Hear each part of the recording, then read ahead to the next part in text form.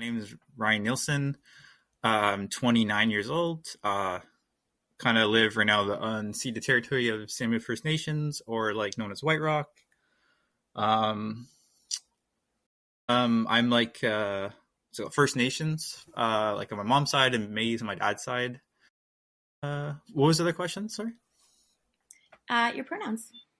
Oh, pronouns. He and him. Yes. Thank you for sharing. So I don't know if this is your first time seeing it. Is it your first time seeing the art? No. I think I actually drew this one. So yes, I know this one. Oh, cool. Okay. Yes. Okay. All right. So Yeah. let's jump in. What do you see in this illustration? In this illustration, I kind of see like, I guess a figure of a person and kind of like the more they're inside. So kind of like the internal side of a human being and their struggles, I guess. And for me, it's kind of, coming from like a lived experience in this art is kind of showing, I guess, the internal battles that goes on with substance use and addiction or any kind of mental illness, where it's like, I guess like it's almost like I call it like an inner demon a little bit. It's almost like you have like this other part of you, and it's always there, and it's always kind of does what like I guess like figuratively like a demon does. It just kind of like takes away the goodness and does more harm in your life than like good. And so it gets into like from my own experience and like with this art is it's like almost like a trap. It feels like you're like in the cycle where like the demon becomes part of you, and like you almost get into this like inter battle with it. Like, is this who I am now? And you start to question your who you are and your entire life existence because of this this new thing that's kind of overshadows you every day, and it's always with you. And just kind of like the figure with the skeleton, it just kind of like pulling itself apart, because it's like people see the image that you present to the world and stuff, right, and expectations that we have and to survive in society, but internally it's like you just want to claw yourself out, because it's a constant struggle, I guess, with not giving in completely to that side, and the battle of good and bad, I guess, between the addiction and the person that they still are, I guess. Yeah. Yeah. It's a really poignant representation of that. Thank you. So does this illustration represent a specific moment that you experienced in your work as a peer? Yeah, I guess like it's how I feel like towards when I'm doing outreach and stuff with the harm reduction practices out in the field is I still see this like, I guess, everywhere I go. And yeah, so it's really hard, and just kind of like imaging that we're trying to like reach these people, and it's hard with, like I said, the inner demon, where sometimes it's different stages in their like progresses sometimes, right? And just trying to be with them there. But it's hard when you see like all the like the demon's almost like the self-talk and stuff, right? It's like all the negative self-talk, all the negative beliefs that are formed, and yeah, just trying to like see those peers is really hard, right? So you're just trying to like represent like an image that kind of shows like what they're going through, I guess, right? Mm-hmm. Yeah, no, absolutely. And I think you did a really great job. This really brings out a lot of feelings in you, like even as somebody who like hasn't had the same lived experience as you. Thank you. Could you talk a little bit more about your experience in that moment? Like in the moment with writing this, or like when I was there myself, kind of. Sorry. Maybe both. I'd love to hear both. Okay. So I think I guess I'll start like with my own experience, because it kind of ties into this. Because like when I was going through this, it's like it's hard. Give me a sec. That's where this. I think there's like different life events or experiences and stuff with certain people, right? And so kind of like I would say it's pretty normal life, right? Like going to school, doing all these things, and and like not kind of seeing the addiction get to there, but like really loving the person who I was, developing that thing as like youth and stuff. And then kind of like when I got to my own addiction and stuff, it's like, when I was kind of feeling this my own image towards myself is, it's like your shell of like, that's how I felt myself. I felt like I was a shell of myself. And it was just like kind of hell, but like you're almost like on autopilot, I guess, just trying to go through life. But like it's constant, like this says like this the struggle, but like where you really want to like tear yourself out, especially I think with the withdrawals. And that's what I was kind of trying to do with this image is like because like I would say that's probably the most feeling that I've got from peers and from my own self is like it feels like your bones are just like on fire and you kind of want to rip them off. So it's kind of like this thing where you're like you're trying to claw yourself, but you're so lost, and it almost feels like this rabbit hole, right? The deeper you go down this rabbit hole, the harder it is to get out, the more you lose yourself in the process too, right? And it's almost like kind of reminds me of like a disease almost, right? It's like the more the disease progresses, the more like unhealthy the person becomes, or like closer to, I guess, death. And like I can say that for certain because like I know quite a lot of people. I would say like most people I know are not here anymore because of that stuff, right? And this whole struggle and how easy does it happen, and like just trying to get out of it too. It's like, where do you go? How do you get out of this cycle? Especially when the disease progresses, it affects your mind really bad, right? Like your thinking and everything kind of changes, right? And like you start to believe a lot of the self-talk, because self-talk is really, powerful. And especially with this like kind of inner demon you start to form, you kind of use on that for survival with either surviving the streets or just like getting your fix for the day.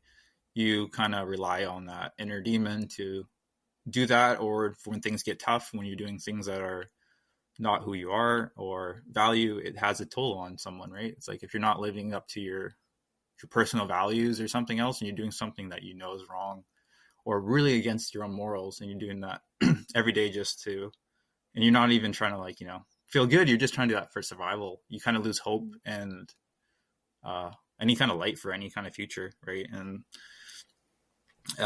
every day is just kind of giving up. And so for myself, that was like where I was at.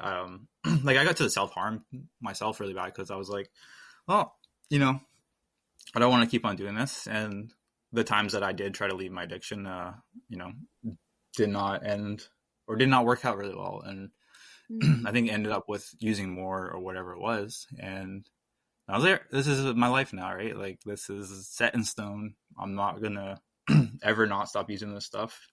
I'm never going to, do these things. And then just also seeing the pain that you're causing other people. It's not like you're not oblivious to things, right? You're still there. But like I said, it's like a shell. It's almost like sometimes you're watching this demon take over your life for you, and you're just in the backseat. You don't have much say in it, actually, right? And so you're doing that, and kind of like when I got myself out of it, I would say it's like a miracle, and like did not see that happening the way it did. But it's kind of nice to, it's hard saying it now, but like it was transformed my life, right? Like when I did get off of it and got clean and sober, and I was able to see like life in a different world. But then when I became an outreach worker to try to help people who were in the same position I was like years before, it's almost hard to see that again, right? You're like, whoa. And it's hard, I think, sometimes with a harm reduction person is like, it's hard. You can't like get in this headspace where you're trying to save everybody, right?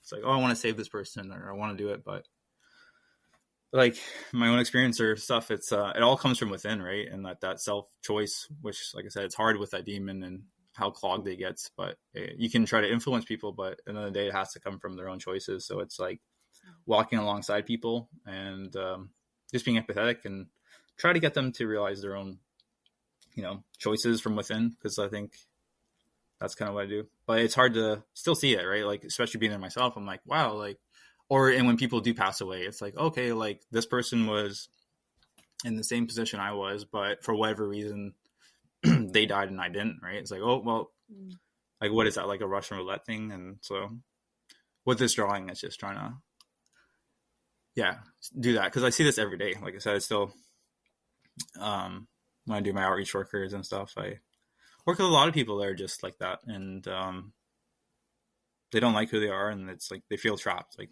I think that's the biggest one. It's almost like a jail, right? It's a handcuff. It's like, you know, can't do anything. Your whole day is revolved around that, right? You know, simple things that I think people take for granted. It becomes like, right? Yeah. Yeah, like you're in full on survival mode. Mm-hmm.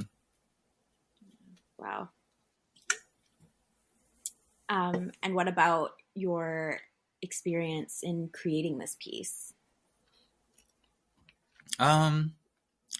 It was like, it's kind of emotional, I guess, like, because it's like, I wouldn't say it's like an art where you're just like, I'm just gonna draw something like happy and stuff. Like, I wanted to do something that was how I was feeling, and especially at the time, I guess, of this art, it was, I don't know, just like I was doing a lot more hours and had a lot more responsibility at work, and I guess like it was, this was appealing to me more. Like, I was like, okay, I'm only seeing this right now, and I was kind of getting that headspace where I just needed to almost like vent it out. And in doing this art piece, it was like a sense of relief in a way, where I was able to get all these emotions I was having a hard time processing and put it on a paper. And as silly as it sounds, it was like, felt like a huge weight was lifted off my shoulders, just from doing something like this.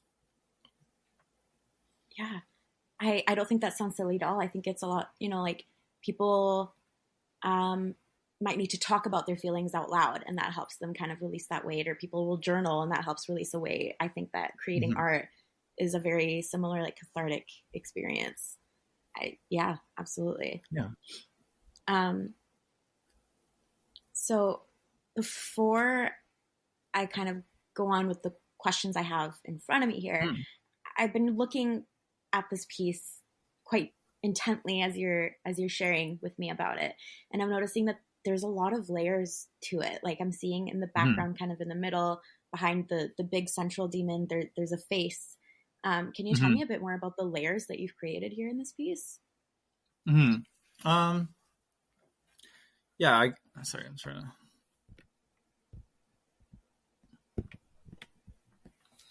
Do you need me to zoom in anywhere at all? I got it, actually. Sorry, I was like, how do I do this? But yeah, because I haven't seen this one in a few months. But yeah, yeah. So just like, yeah, the layers are actually supposed to be heart in the background. It's kind of hard to see, but the demon is supposed to also be like a, kind of a human heart in a way, right? It's like represents the body almost, and then the person, right, is like the inner shell. Well, both of them are the inner shell, but I guess like one's the mind, one's the body a little bit, and then with a demon in the top of it. So, yeah, and just I guess like clouds are in the top. Try to do that layer, and then like I said, yeah, just a skeleton to show the cells, and then also I threw in some of the other faces to kind of represent that it's not just one person going through it, where it's I guess like our current crisis that we're experiencing. And yeah, I just really wanted to do the layers to kind of like show that there's multiple layers to this issue and to this a person, right? Yeah, I think it's phenomenal. Thank you. So when you look at this piece, do you hear anything?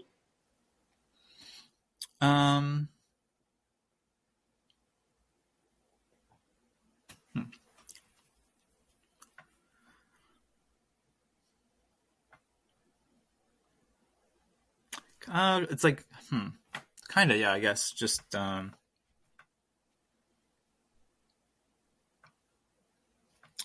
don't know. I guess like the struggle for me, just,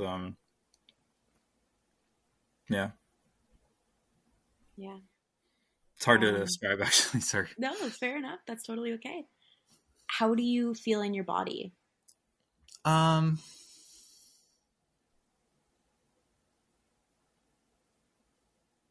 Like, I guess I feel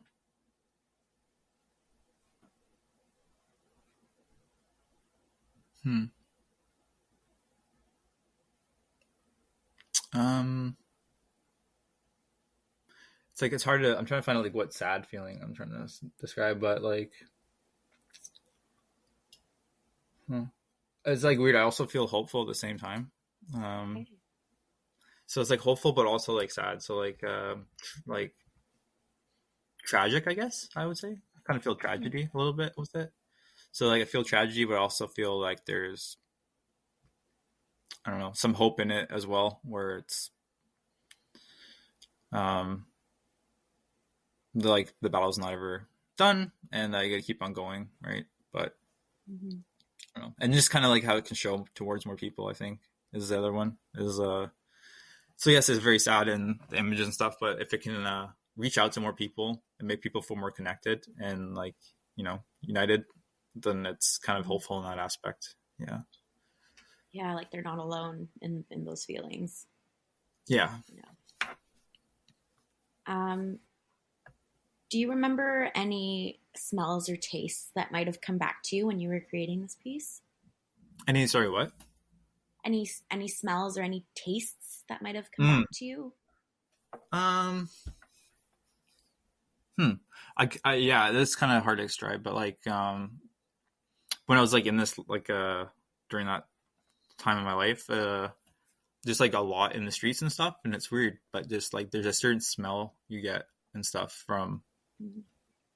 being out there and stuff, and I kind of got that a little bit here when I was doing this. Yeah. I was like, oh yeah, because it was like yes, like that's kind of it's like weird, right? It's like everything smells and tastes differently back Mhm. then. I don't know how to describe that, but it does. And like how do I describe that? I don't know. Like kind of like I don't know. I guess like a musty, dark, rainy smell, Okay. like when it rains out in the city, kind of thing. Yeah. Oh, Yeah. interesting. Okay. Um, how how did you manage um how did you manage with this experience and with the stressor? Like when you were creating this, Mm. you said it was cathartic, but was there any part of you that started like was it difficult for you to create this or Oh um yeah. yeah. Yeah. It's still difficult to do. Like I don't. Like, I'm to be honest. Like I'm still trying to figure this out myself personally. But like because like I do like a lot of outreach. Quite a lot. Like I think I do 60 hours in a week sometimes, right? Like 40 hours at one job and then another one plus school. So it's always just trying to, work out there, but that's a lot of exposure to um, what's going on, right? And you got to kind of see it firsthand where like, your day is to watch someone overdose, bring them back and see them go through all the emotions and all those things. So it's kind of like starts to desensitize you a little bit. Um, but I don't know if it actually desensitizes me. That's what I try to like think about sometimes because like it seems to bother people really bad, right? Like or something that I'll be like, oh, like that's no big deal, right? Like that's part of it. Like that's really normal. Will like really upset people, right? They'll be like almost traumatic by it, right? They'll be like really shaken up. And for me, it's like no, right? Like okay, I'll get right back onto the next person or help out, but it does affect me. Like I know it does. Like it but it's weird. It's like when I start to like get into something like too deep or something I don't want to think about, I just somehow like switch to like a distraction or something. Like I don't know. Seems to be like my thing is like I don't know. It sounds really weird, but like today I work more and stuff and like get on the next task, but then I don't know. You go home, but it does like I do get upset sometimes, right? And there are like hmm, yeah, I don't know. It's like sometimes it'll just hit me out of nowhere, and then it's like body kicks in the rear gear, and then I stop, right? Getting emotional or whatever. So probably got some stuff I gotta still work through myself, realistically, if that's what's happening. But yeah, I don't know. Just so I guess I felt that with the art piece, right? I'm like, Yeah. yeah, it was hard doing it, right? Like it was, but at the same time, it was like just another, normal thing, right? It was like,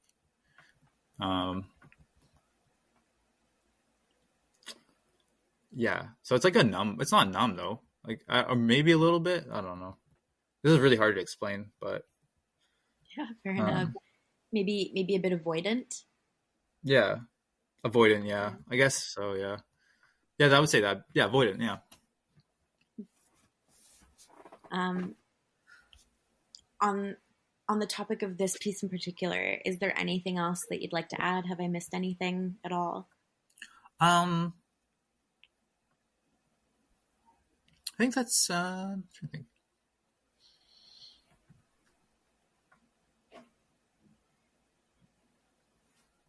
No, I think that's it. I think there's one layer to it. I'm not sure if it's still there, but just like a bunch of the medications and stuff coming off. But that's yeah, just kind of showing the trap cycle. But that's it, really. That's the whole point of this one, was just to kind of show the inner struggle and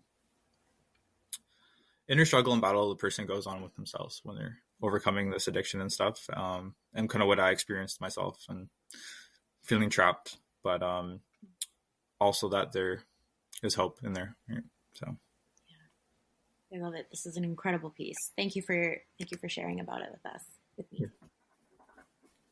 So the next two are going to be Thomas's pieces, I think, to my knowledge.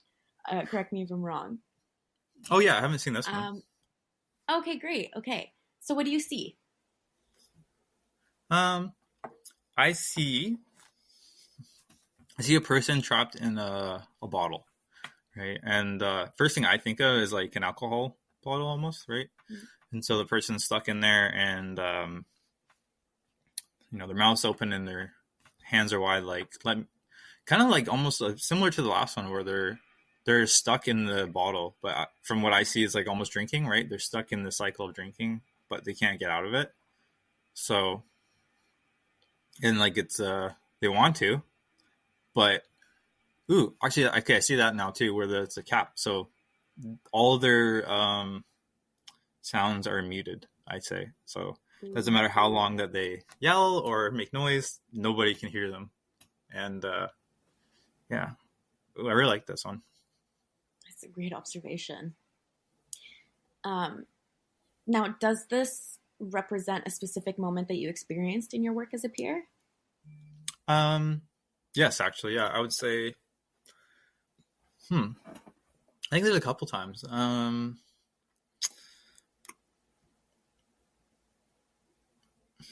guess sometimes, yeah. I guess sometimes it's like,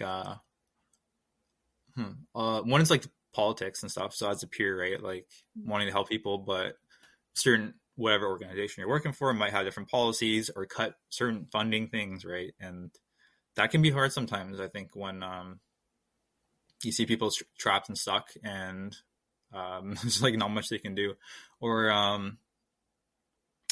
yeah, I guess that's a really hard one too. Is like when you see people wanting help and stuff, but they're like ignored and stuff. I think there's like a lot of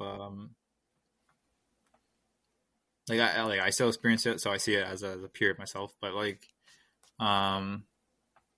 people are like really looked down upon or something. Like they're beneath society. So a lot of times, like they can doesn't matter what they're saying or want to be heard, or they're not, right? And so it's just like this thing where it doesn't matter how long or how loud you yell and stuff, nobody sometimes can hear you. Yeah, so I guess I got that for myself as a peer, or even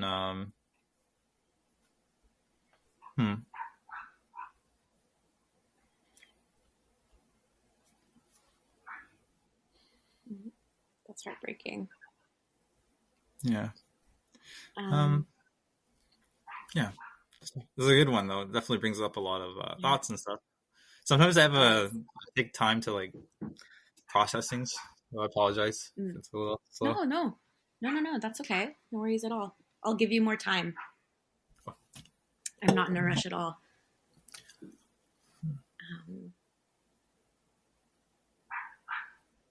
I'm just reading through the questions. You've answered kind of a lot of them already just in your answer. Like the next one was, do you feel that the illustration accurately represents your experiences related to your work stressor? Yeah, no, definitely. And like, I guess that's sometimes too, right? Where, like I find like the stressors can be a lot, but like also not much choice sometimes. Like I find it kind of ironic where like I'll work at these like, places of harm reduction. So they're always like, you got to have mental health days, take days off and all these things. It's like, okay, but, like my parents are pretty broke. They don't live with me, right? Like they're struggling as is. So it's not like I'm getting assistance from them. I don't have friends and stuff. Like it's very expensive to live on your own, very expensive to, inflation and stuff. But so you almost feel like you're stuck sometimes. Like, and even for, I guess myself, like for whatever reason happened, like I never thought I never thought my addiction or anything would actually have any benefit at all, like, or use out of it. So it's like, oh, I actually have a job where I'm getting paid above minimum wage where I can, support myself. But, even with that, it's like kind of, you just kind of, you're making it, you're scraping by, but you're not like doing, you're not going on vacations or you're not going out very much. Like, right. So I feel like where I'm like, okay, I can't not get a how I feel is like, can I look for something else? Okay, well, what's the wage compared to what I'm doing now and stuff, right? Like, is it as meaningful? No. But you can feel like a loss sometimes when you're doing like these, or like that week that I had to counsel on you, right? Where it was like 14-hour days and stuff. Like, I feel like trapped sometimes where I'm like, yep, I have to do these 14-hour days. Like, not like I don't have a choice on doing these unless I want stressors of like not paying bills and stuff, right? Like, so, and it can be really traumatic, right? Like, so you go 14 hours of watching people overdose and stuff. Like it's like you feel like this person in the bottle, and sometimes like, or even you say it to people, right? Like I know my new job is really good, but like I do work 2 jobs, right? So that's other ones. Like they're really short staffed and they really, really rely on me a lot, even when I'm up there. And it doesn't matter sometimes if I like express how I'm feeling or like, hey, yeah, no, like my mom's, she was in the hospital twice last week. This is what's going on. I just got off my work at Matey's. Like, I'm not sure if I can, do this extra hour. And it's just like, they don't hear me. Right. Or like when I talk to other peers, sometimes when they're going through their own struggles, right. It's like,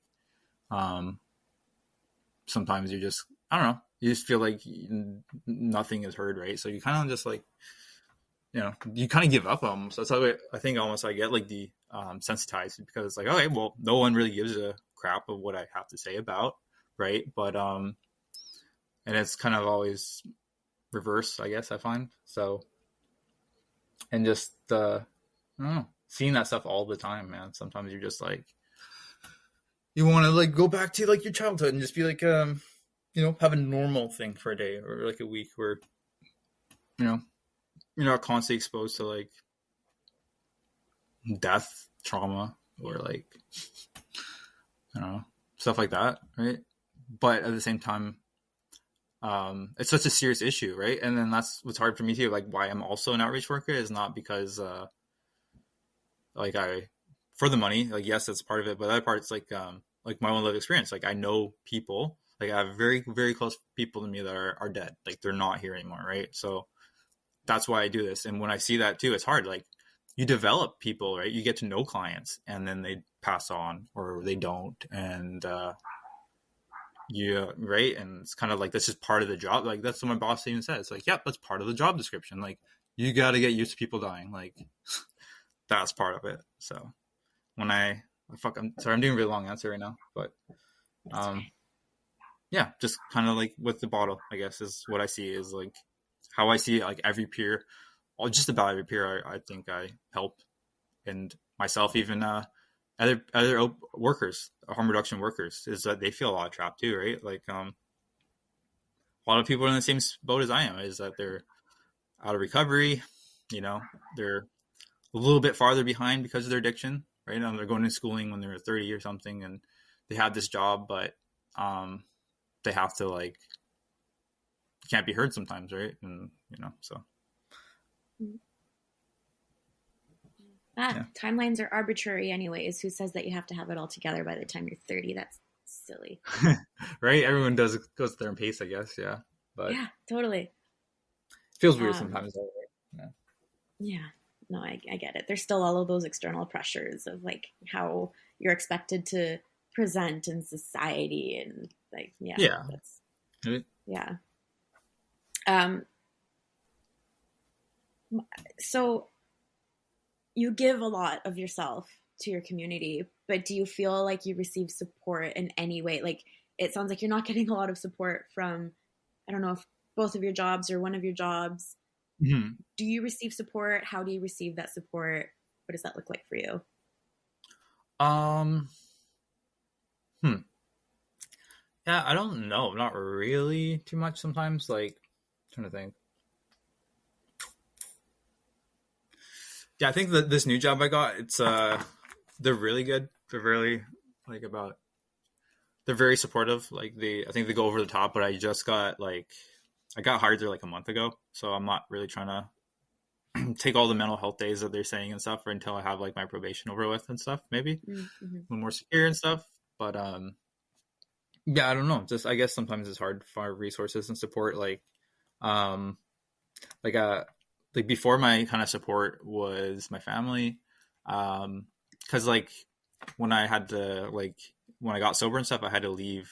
I did leave all my friends that were alive still. I hung out with, if they were still in the cycle and stuff, which they all were. So, and I do fresh start, and I really relied on my family to get me through that. And like my family's, well, right now there's a different spot, right? Like my mom's like very terminally ill. She doesn't have like she'll be like doctor says she'll be like gone within the end of the year.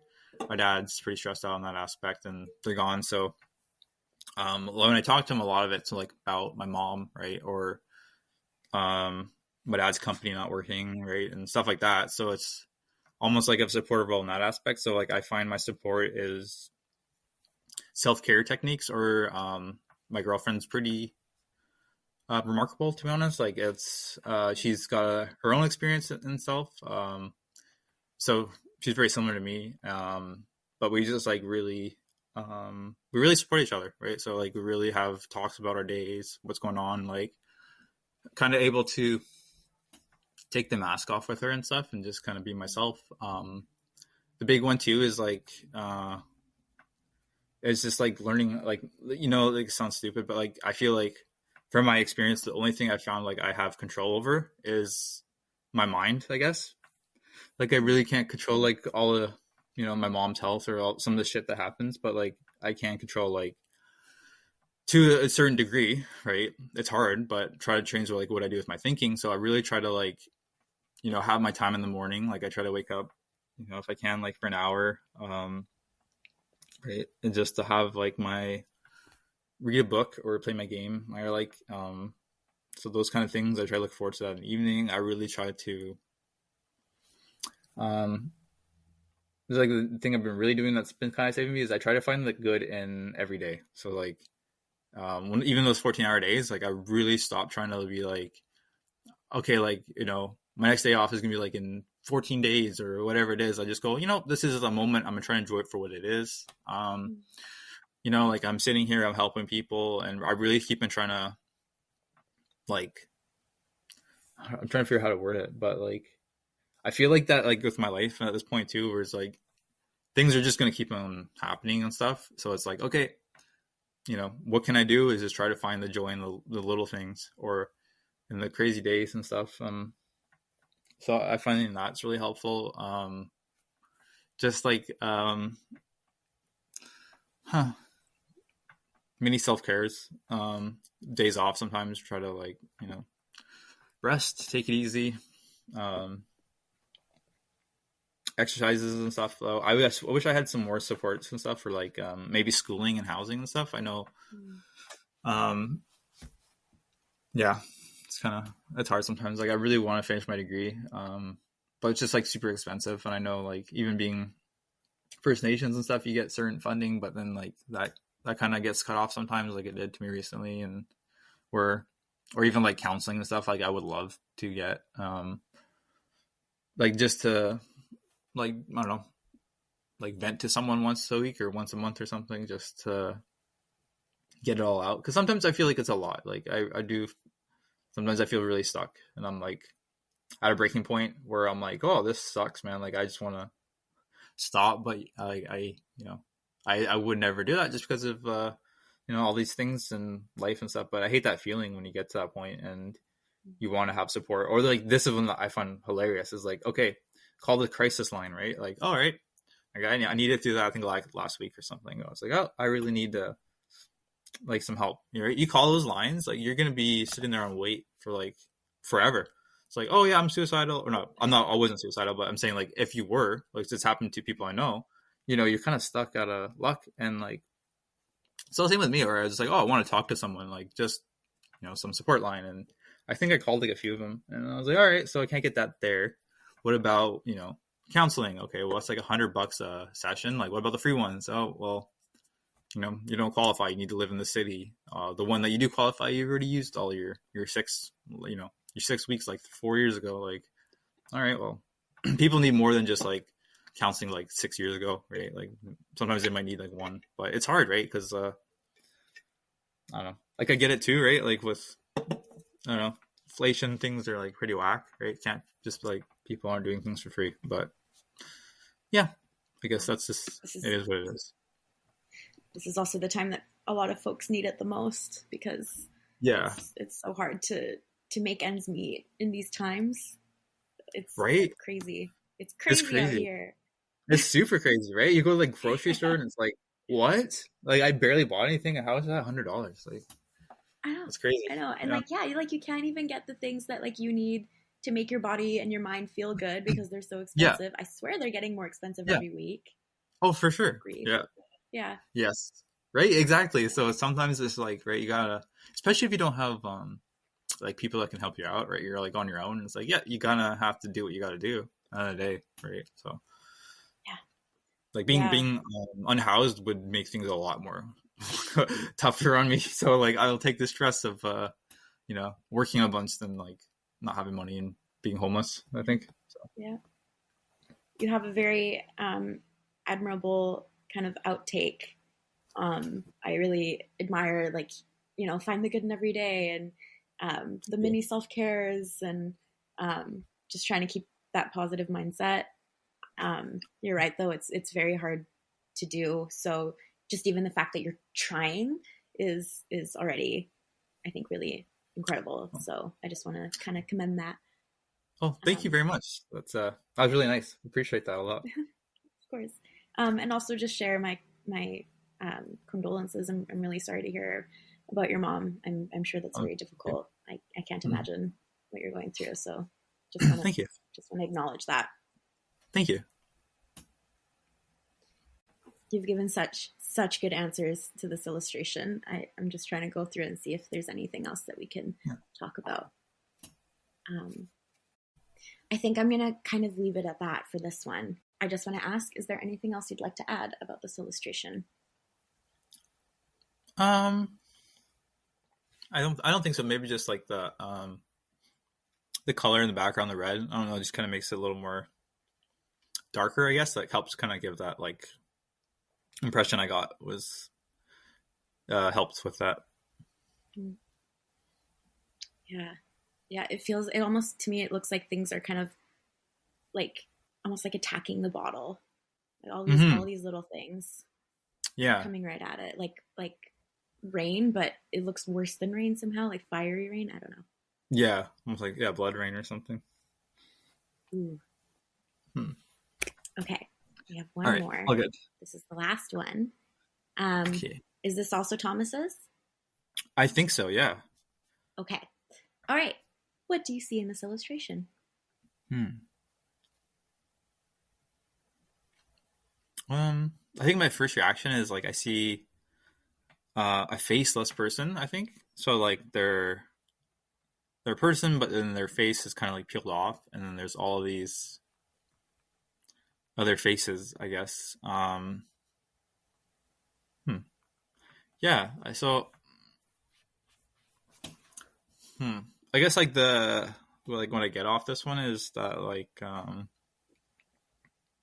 think there's like different roles, right? Like sometimes with people, and like there's like a school role, right? There's like, okay, this is who I am at school. This is who I am at work. This is who I am with my family. This is who I am with these people. And I think that's kind of what happens in this photo, at least what I get off of it. And there's all the different like personas someone has to do sometimes. And I think particularly with substance use and addiction, or any mental illness for that matter, is that people are really like masking to the world in a way. So in their masking, they have these different like personas, I guess, or different roles they have, right? And I think like, I don't know, I kind of get like a sad vibe off of it in a way, like where it's like the person's just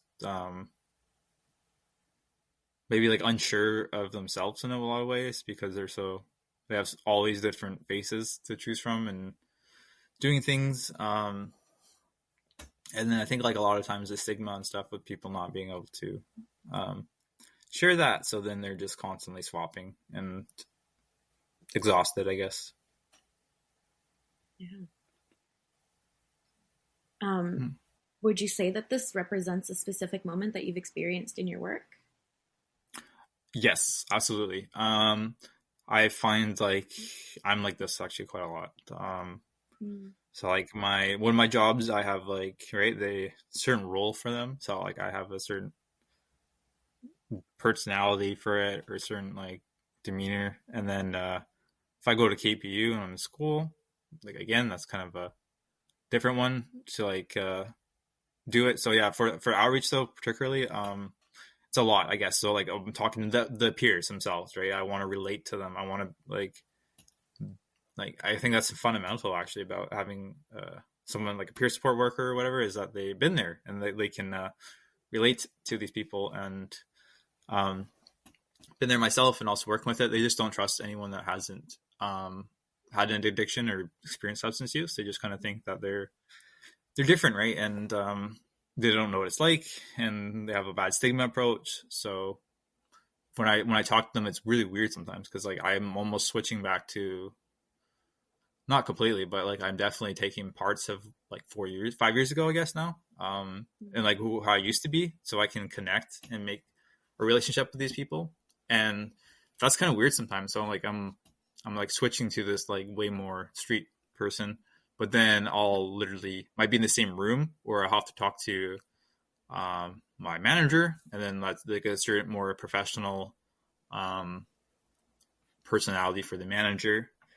Then let's say the director. Okay, well the director comes in, then there's going to be even a different switch than the manager. It's going to be a lot more like, professional, careful with what I'm saying, and like really thinking through stuff. And there's even some of his peers. Like I know, like it was getting really stressful for me. I did have to leave the outreach at the sources one because of that, but there was like another lead outreach worker, and like she was just like, the way you had to kind of act with her was like I had to change personalities with her, and it was weird. So like, and people recognized it too. Sometimes they'd be like, "Wow, like I noticed like a really big switch in you when you like work with or whatever, right?" And it's like, oh yeah, I guess that's like, I do switch up personalities, or and then yeah, they'll see it with my boss too, and so it's like kind of a tiring thing, I guess, without the outreach worker, is like doing all these personas and stuff. Yeah, and then I guess, right, it's trying not to, when you're doing all that stuff, it's hard not to lose, or it can be easy to lose sight of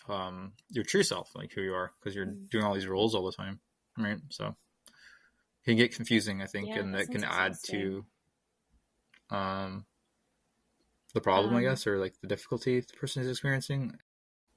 Can you tell me a little bit more about your experience in the moment of having to change, like put your different masks on, put your different hats on, however you want to describe that? I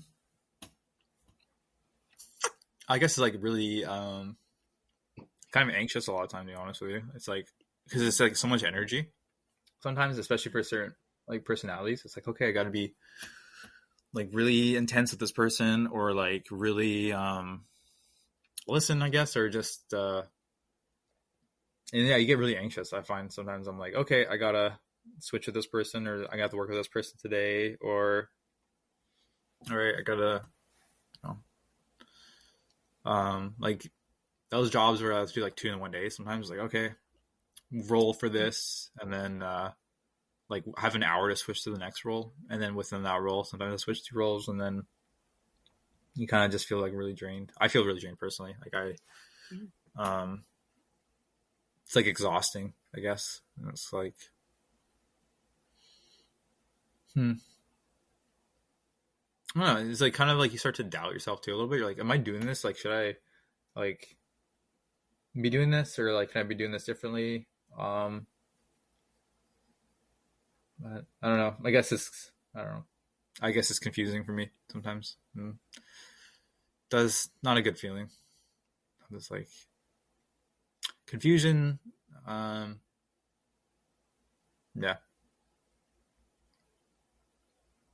Yeah. How do you kind of bounce back from that? Um. I think just having my alone time in the evening or whatever I can have it, just to like do a reset a little bit. Um.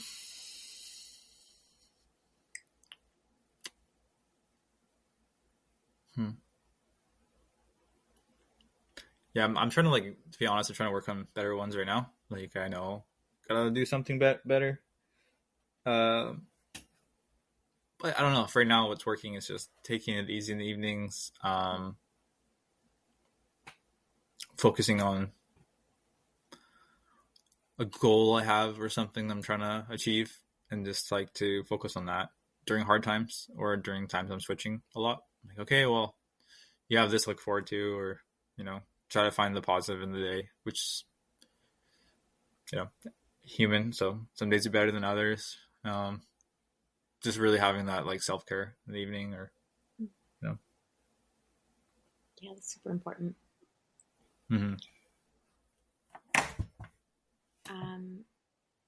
Do you hear anything when you look at this picture? Kind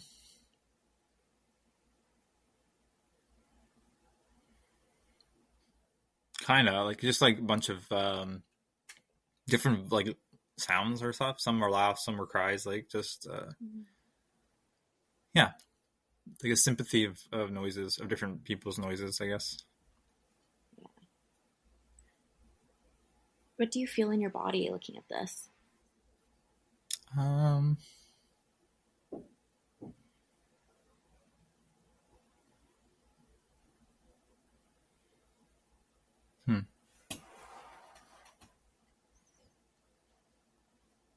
Yeah, being honest, like a little bit like despair a little bit sometimes. I don't know, maybe it's just like my mood right now, but yeah, I don't know, just like seeing all the faces and stuff, and just like, and how the guy doesn't have one. It's just like, I don't know, it's sad because I'm like, oh, this is a human being, and like they're not sure what's who they are or what's going on, and like it looks like it's taking a toll on them. Yeah. Yeah. Would you say that that's kind of similar or different to how you feel when you're feeling like you have to change the masks that you wear in your different roles as well? Yeah. I think so. Yeah. How would this ideally end for you? Like, how would you ideally resolve? I don't know if this image or the feeling that you get from this image, or yeah, I don't know if that makes sense. Like, how would I resolve the feeling? I guess, or like change it. Yeah. I think the best way to change it, and what I got to do, is just kind of be more like authentic and genuine with who I am. Right. I think it goes back to like what I've been slowly realizing this last little week is like things are always going to happen, right? Like there's always going to be some incident. There's always going to be something to happen to the rent. There's going to be something like job, like life is just life, right? And so it's just about being authentic and genuine, and not, I think, compromising as much to everything. I think it's like, I think especially when I see people dying all the time, it's like life can be really short, right? And if you only, as far as we all know, right, this is kind of all we, for our life, this is it for this world, whatever. And to really make the best out of it, I think. And it's like, okay, you want to live your life living to your values and who you are, or do you want to be living life constantly swapping masks, faces all the time? Like, how do you want to live the life? I think sometimes, and I think for me, it's going to be authentic, genuine, and stuff, and just deal with the problems as they come, right? Because problems are always going to come, and what I try to do sometimes is picking the safer option or something, right? And we're trying to get into this like preparation mode, right? Like for everything, but it's like just go with the ride sometimes because it's going to go either way, right? So why not go the way you want to go? If you're going to go that way. Yeah. It probably doesn't make sense, but yeah. No, I got you. Makes sense to me. Is there anything at all that you'd like to add? Have I missed anything? I think that's it. Yeah. Okay. Well, that brings us to the end of the kind of graphic elicitation interviews. Sounds good. Awesome. Thank you so much. Thank you. I hope you have a great rest of your week. And thank you too. For everything. Yeah, no worries.